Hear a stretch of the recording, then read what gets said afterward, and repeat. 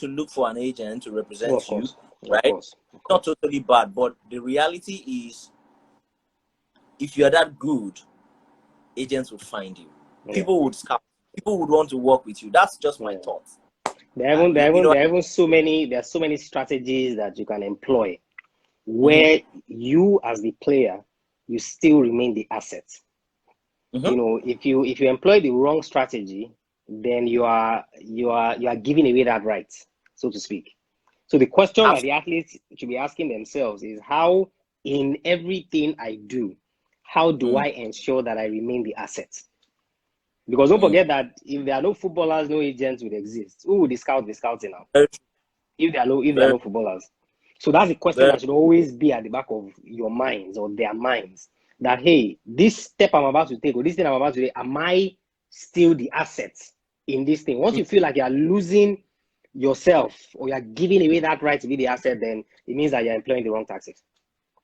very true. Very true. Like, This side of this thing is that a lot of Nigerian footballers, they feel like agents are just sitting down in their houses fielding calls that I have this player, I have this player, I have this player.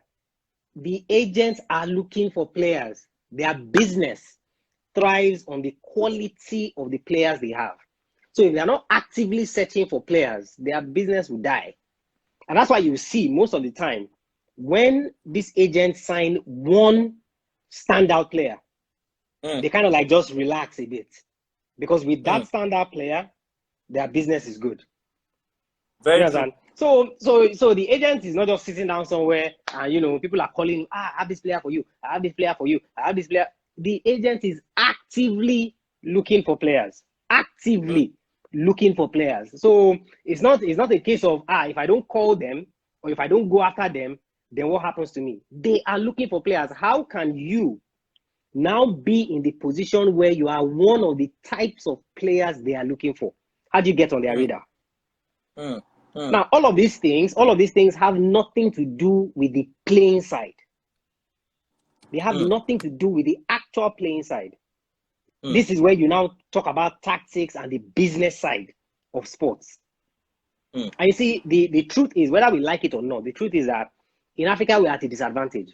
If we had a solid league and we had a solid system, right? All of these discussions, it will be limited.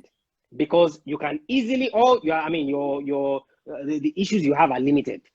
So you're just looking for, okay, how can I get into a Nigerian team? I mean, the perfect example is the South African League, right? They are, at least I know for a fact, that there are a lot of South African players that agents try to get them to Europe. And the first thing they will say is that, why would I go somewhere where I'll be homesick? My family will not be around me. I'll be in a new terrain when I can be here in South Africa, earn $10,000 a month, and I'm around my family and my friends. Why would I do that? You understand? So these are some of the things that players need to start thinking about in that line, so that not only do they focus on playing, they're focusing on the business side of things. So it's not that nobody's saying, hey, don't go after an agent in the strict sense of the word. But the point is that, how are you approaching it?